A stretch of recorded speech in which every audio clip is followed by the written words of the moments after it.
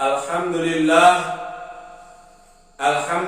hamdan katsiran tayyiban mubarakan hamdan katsiran la yuhsha hamdan yadumu wa yabqa. Asyhadu an la ilaha illallah wahdahu la syarika lahu rabbul ardi was sama' wa asyhadu anna sayyidana Muhammadan abduhu wa rasuluhul murtadha. Allahumma salli wa sallim wa barik ala sayyidina wa maulana Muhammadin khairil wara wa ala alihi wa ashabihi wa man ihtada. Amma ba'du. Segala puji milik Allah, Zat yang telah menciptakan kita semua, Zat yang telah memberikan banyak kenikmatan kepada kita, Zat yang telah memberikan kehidupan kita, kehidupan yang penuh dengan kebaikan, sehingga hidup dan hidup kita menjadi barokah. Salawat beserta salam semoga tetap tercurah limpahkan kehadiran baginda Rasul Muhammad sallallahu alaihi wasallam kepada para keluarganya, para sahabatnya, para zuriyahnya, serta kita selaku umatnya. Hadirin para pecinta Nabi sallallahu alaihi wasallam, al-haditsur rabi asyar, hadis yang ke-14 dari Arba'in Nawawiyah. Hadis ini bercerita tentang 3 orang yang halal darahnya. An ibni Mas'ud radhiyallahu anhu qala Rasulullah sallallahu alaihi wasallam la yahillu damu mir'in muslimin illa bi ihdatsa salat athayyibul zani wa nafsu bi nafsi wa tariku lidinihil mufariqu lil jamaah. Rawahul Bukhari wa Muslim. Dari Ibnu Mas'ud radhiyallahu anhu, ia berkata bahwa Rasulullah sallallahu alaihi wasallam bersabda, 3, tidak halal darah seorang muslim kecuali disebabkan salah satu dari 3 perkara. Yang pertama, janda atau duda yang berzina. Dalam kasus ini bukan hanya janda dan duda, tapi laki-laki atau perempuan yang sedang dihukumi. Artinya seorang yang dalam pernikahan termasuk di dalamnya. Orang yang dalam pernikahan berzina. Yang kedua, pembunuhan dibalas dibunuh. Yang ketiga, orang yang murtad keluar dari agama, memisahkan diri dari jamaah. Hadis riwayat Imam Al-Bukhari dan Imam Muslim. Hadirin para pecinta Nabi sallallahu alaihi wasallam, perzinahan merupakan suatu perilaku yang sangat buruk. Perzinahan adalah perilaku yang dibenci oleh Allah Subhanahu wa taala. Oleh karenanya, setiap muslim dan muslimat wajib menjaga dirinya menghindari perbuatan zina, dan dituntut bahwa orang tersebut dituntut untuk menjaga keluarganya terjerumus ke dalam jurang perzinahan. Qu anfusakum wa ahlikum nar, jagalah dirimu dan keluargamu dari jilatan api neraka. Perzinahan itu diancam oleh Allah dengan ancaman yang sangat berat, yaitu neraka. Dan ancaman di dunia bahwa orang berzina itu adalah halal darahnya, halal untuk dibunuh. Rasulullah sallallahu alaihi wasallam bersabda, la tazalu ummati bi khair ma lam yahshu fihim zina. Fa'ida fasafihim fahasimu zina fa'ausaka ayyamahumullah. Senantiasa umatku di dalam keadaan baik selama tidak tampak pada mereka itu perzinahan. Maka apabila tampak pada mereka itu perzinahan, atau ada lokasi-lokasi tempat untuk melakukan zina, tempat untuk melakukan prostitusi, atau ada orang yang sudah tidak mau, atau ada orang yang sudah tidak malu melakukan perzinahan. Ini termasuk ke dalam tampak, kelihatan ada tempat perzinahan dan orang tidak malu lagi berzina. Maka hampirlah bahwa Allah Subhanahu wa taala akan meratakan mereka dengan azab. Hadirin para pecinta Nabi sallallahu alaihi wasallam, dilanjutkan oleh baginda Rasul Muhammad sallallahu alaihi wasallam dalam sabdanya, la tazalu ummati bi khairi mutamasikin amruha ma lam yadhhar fihim waladuz zina. Senantiasa umatku itu dengan kebaikan dan teratur perkara mereka selama tidak timbul pada mereka itu zina. Jika sudah timbul banyak perzinahan, banyak anak zina, maka ini tanda bahwa umat Nabi Muhammad SAW dalam keadaan tidak baik. Tanda bahwa kebaikan kita dicabut oleh Allah. Rasulullah SAW bersabda lagi, al-muqim ala zina ka'abidin wathan. Orang yang mendekati, orang yang terus-terusan, orang yang membiasakan perbuatan zina, dia seperti penyembah berhala. Hadirin para pecinta Nabi sallallahu alaihi wasallam, dalam dunia modern ini, dalam dunia Android, dalam dunia yang serba mudah mendapatkan akses internet, dunia yang seakan-akan sekarang dalam genggaman, apapun bisa dibuka, apapun bisa dilihat, berita apapun akan masuk. Maka jaga anak kita, jaga keluarga kita, bahkan kita jaga diri sendiri agar tidak terjerumus dalam sesuatu, yaitu kemaksiatan di dalamnya, yaitu zina. Zina bukan hanya dilakukan dalam aspek berhubungan suami istri, tapi aspek yang lain pun banyak menyangkut perzinahan. Maka dengan jelas bahwa teknologi bisa saja membawa seseorang kepada ketakwaan kepada Allah dan kecintaan kepada baginda Rasul Muhammad SAW. Di sisi lain, bahwa teknologi ini akan menjerat manusia jatuh kepada jurang kenistaan. Bagaimana kita memanfaatkan teknologi supaya teknologi itu bisa membawa dan membuahkan hasil kepada kita iman dan takwa kepada Allah Subhanahu wa ta'ala.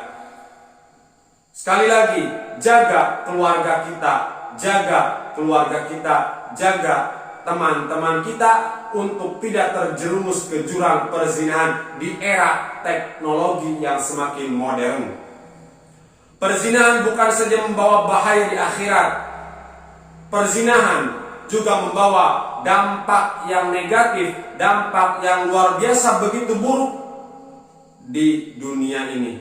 Para ulama menjelaskan bahaya perzinahan. Yang pertama, bahaya dari zina itu yukhadhu bimithlihi min dzurriyyati zani. Orang yang melakukan perzinahan nanti keturunannya pun akan melakukan perzinahan. Na'udzubillah, summa na'udzubillah. Makanya kita, keluarga kita jaga dari melakukan perzinahan. Bahwa perzinahan itu kata Rasul akan terus-terusan. Bahwa kata para ulama akan terus-terusan dilanjutkan mewarisi dosa perzinahan. Orang tuanya berzina, anaknya pun akan berzina, keturunannya pun akan berzina. Na'udzubillah, summa na'udzubillah. Rasulullah sallallahu alaihi wasallam bersabda, min zana dzunniyabi. Barang siapa berzina, dia akan dizinahi. Dizina di sini maksudnya ketika seorang laki-laki, seorang suami, seorang bapak berzina, maka ketahuilah istrinya akan dizinahi oleh orang, anaknya akan dizinahi oleh orang lain, keturunannya akan dizinahi oleh orang lain. Maka perzinahan ini dampaknya sangat buruk. Hadirin para pecinta Nabi Sallallahu Alaihi Wasallam, buruknya hisab di hari akhir itu dampak bahwa bahaya daripada perzinahan, su'ul hisab, bahwa akan buruk pertimbangan nanti di akhirat.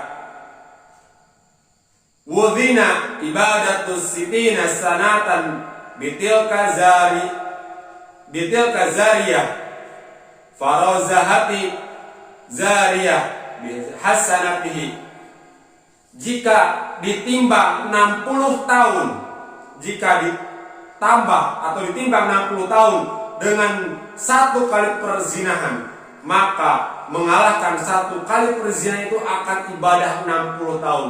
Lama kita beribadah 60 tahun, usia balik misalkan 15 tahun, berarti dari 75 tahun, 60 tahun dia beribadah. Tapi satu kali dia berzina, luluh lantah, hapus, rusak ibadahnya.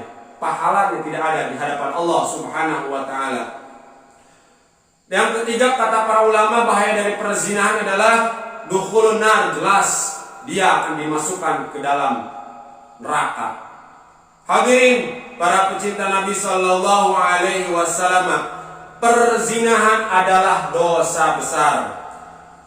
Lebih besar lagi ketika perzinahan itu dilakukan di bulan-bulan yang suci, seperti bulan Muharram. Dia berzina di bulan Muharram, zina sudah besar dosanya, ditambah di bulan yang suci, bulan yang dimuliakan oleh Allah, Muharram.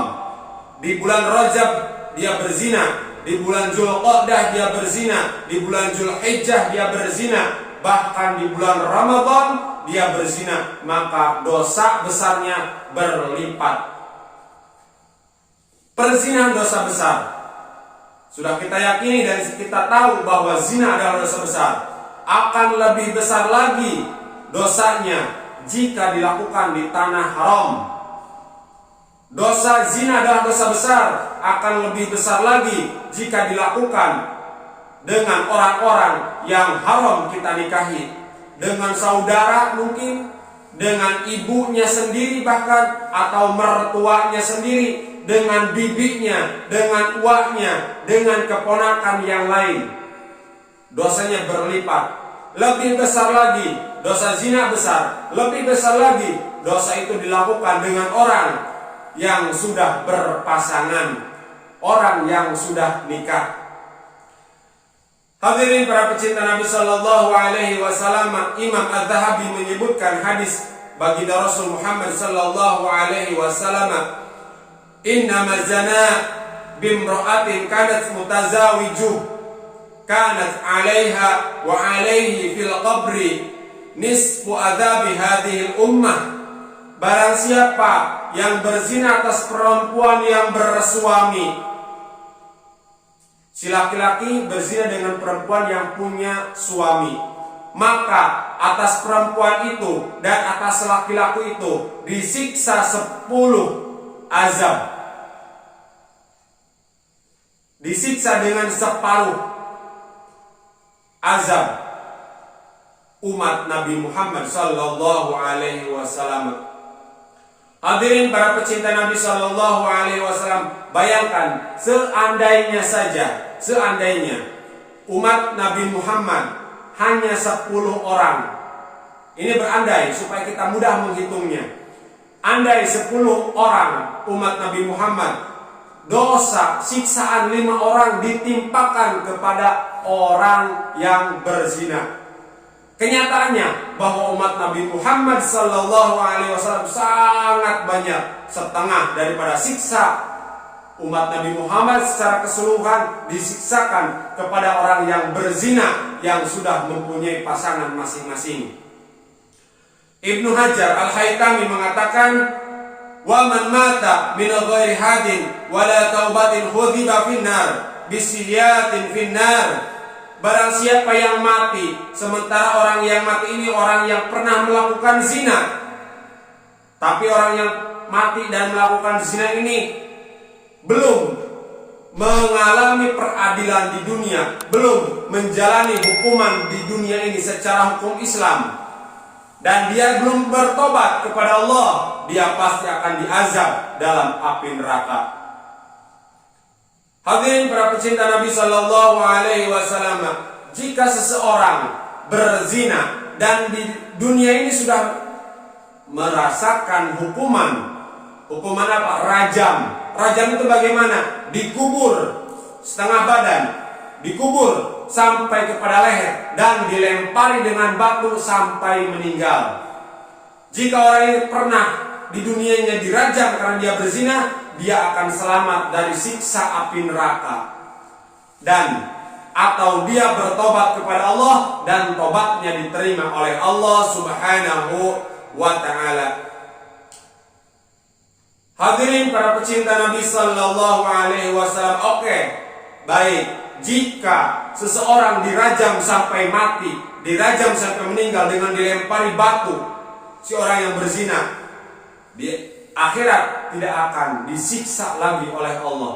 Tapi cara yang kedua, bertaubat kepada Allah. Syaratnya apa? Tobatnya itu diterima oleh Allah. Tobat, tata cara tobatnya benar dan diterima oleh Allah. Itu perkara sulit, hadirin.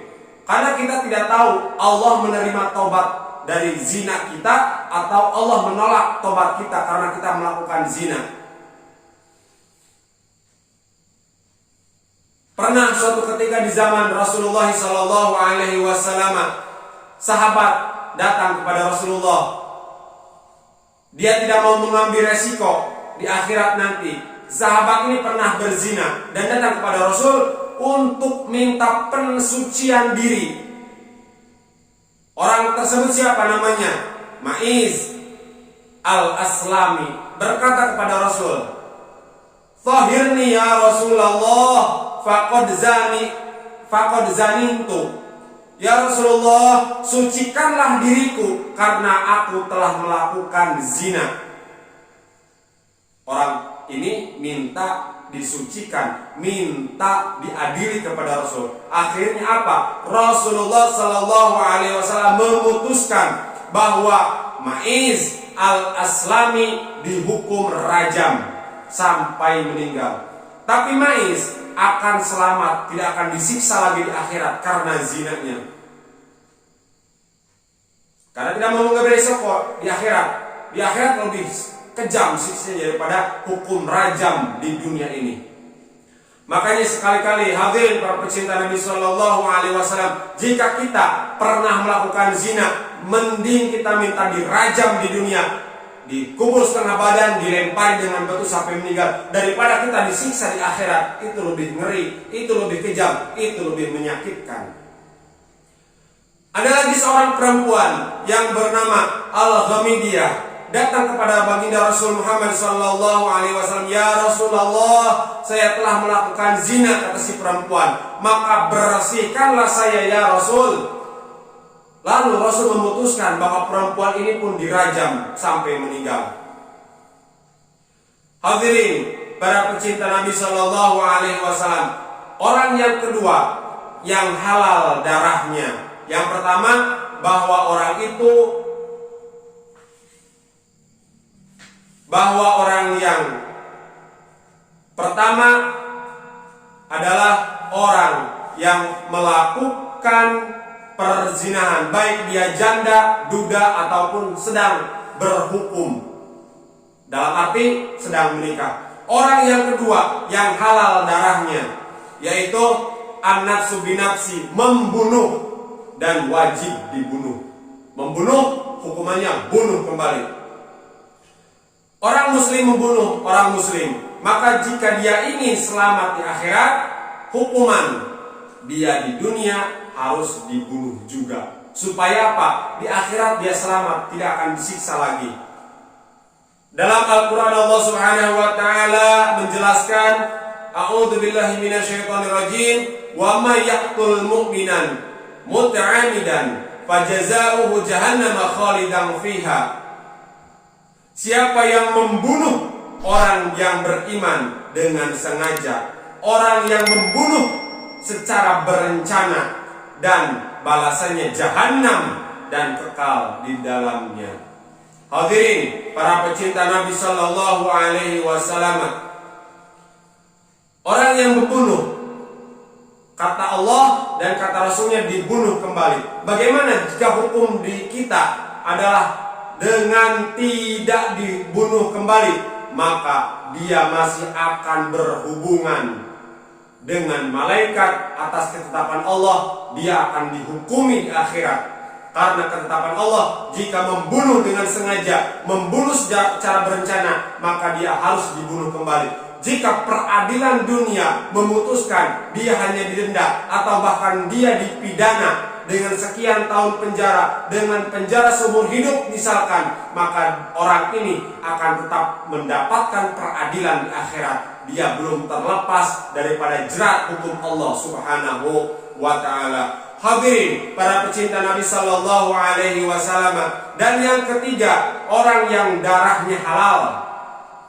Artinya orang ini boleh untuk dibunuh, ditumpahkan darahnya. Siapa? Dari hadis ke-14 Arba'in Nawawiyah, wa tariku lidinihil mufariku lil jamaah. Orang yang meninggalkan Islam murtad, memisahkan diri dari jamaah, orang ini halal darahnya, berhak untuk dibunuh. Rasulullah Sallallahu Alaihi Wasallam bersabda, "Man badala dinahu faqtuluh." Siapa saja yang menukarkan agamanya dari Islam, artinya dia pindah agama kepada agama lain, maka bunuhlah dia. Orang murtad hukumannya dibunuh. Hadirin para pecinta Nabi Sallallahu Alaihi Wasallam, orang Islam bukan hanya keluar dari atau pindah agama ke agama lain itu disebut murtad, tapi pengertian murtad di sini begitu banyak. Bukan hanya orang yang keluar dari Islam, orang Islam pun sendiri meskipun tidak keluar, dia bisa dikategorikan murtad. Siapa orang tersebut? Orang yang menghinakan, orang yang menistakan Rasulullah Sallallahu Alaihi Wasallam. Orang ini murtad. Hati-hati dalam perkataan, dalam tindakan. Jangan sampai kita menistakan, menghinakan Nabi Muhammad Sallallahu Alaihi Wasallam. Siapa lagi? Orang yang menginjak-injak Al-Quran, orang yang menduduki Al-Quran, atau orang yang menendang-nendang Al-Quran. Dia muslim tapi melakukan itu kegiatan menginjak Al-Quran, maka dia murtad. Siapa lagi? Orang yang menginjak-injak hadis baginda Rasul Muhammad Sallallahu Alaihi Wasallam, menghinakan, menduduki hadis baginda Rasul Muhammad Sallallahu Alaihi Wasallam, dia juga murtad. Siapa lagi? Orang yang menginjak-injak, orang yang menduduki kitab-kitab syarak, maka dia termasuk golongan yang murtad. Halal darahnya, boleh untuk dibunuh. Atau hadirin para pecinta Nabi Sallallahu Alaihi Wasallam, orang yang membuang potongan ayat Al-Quran, membuang potongan satu ayat dalam Al-Quran, ada tulisan satu ayat dalam kertas, dia buang secara sengaja ke tempat sampah, maka orang itu pun termasuk kategori murtad, maka halal darahnya. Maka berhati-hatilah ketika ada tulisan bahwa itu Al-Quran, hati-hatilah bahwa itu ada tulisan hadis. Jangan sampai kita membuang dengan sengaja, membuang dengan sadar itu tulisan, karena kita akan termasuk kategori orang murtad. Murtad berarti halal darahnya, boleh dibunuh. Hadirin para pecinta Nabi Sallallahu Alaihi Wasallam, dari tadi kita berbicara tentang menumpahkan darah, kita berbicara tentang bunuh-membunuh. Orang yang berzina sudah menikah, orang yang berzina dalam kondisi duda, orang yang berzina dalam kondisi janda boleh dibunuh. Orang yang membunuh boleh dibunuh. Orang yang murtad boleh dibunuh. Terus siapa yang harus membunuhnya? Siapa yang harus menghukum matinya? Dan siapa yang harus merajamnya? Setiap kita tidak boleh sengaja dia kelihatan berzina, kita ambil pisau, colek-colek perutnya, dibunuh, tidak boleh. Atau kita datang ke tempat prostitusi, membawa golok, disarabetan hiji-hiji zaman zina, tidak boleh, karena kita tidak punya kekuatan wewenang. Yang melakukan eksekusi pembunuhan ini, yang melakukan eksekusi hukum mati ini adalah pemerintah yang menggunakan undang-undang Islam. Jangan sampai salah sangka, jangan sampai gagal paham bahwa yang melakukannya, eksekutornya adalah pemerintah yang berwenang, yang menggunakan undang-undang Islam. Hadirin, para pecinta Nabi Shallallahu Alaihi Wasallam, hikmah daripada ini hadis yang ke-15. Hikmah daripada ini hadis yang ke-14, bahwa kita senantiasa jaga diri kita, jaga keluarga kita, jangan sampai terjerumus kepada jurang perzinahan.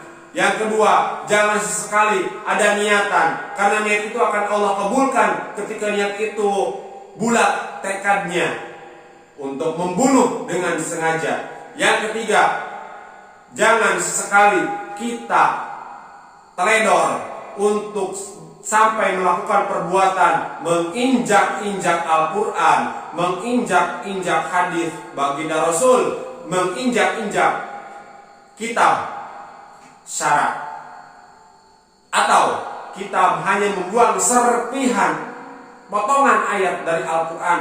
Maka berhati-hatilah dengan hal-hal yang seperti itu, agar kita termasuk orang yang sempurna beriman kepada Allah Subhanahu wa Ta'ala. Mohon maaf al-fakir atas segala kekurangan dan kekhilafan. Terima kasih atas segala perhatian. Insyaallah kita lanjutkan hadis yang ke-15 dari Arba'in Nawawiyah. Wallahul muwaffiq ila aqwamit thariq. Wassalamualaikum warahmatullahi wabarakatuh.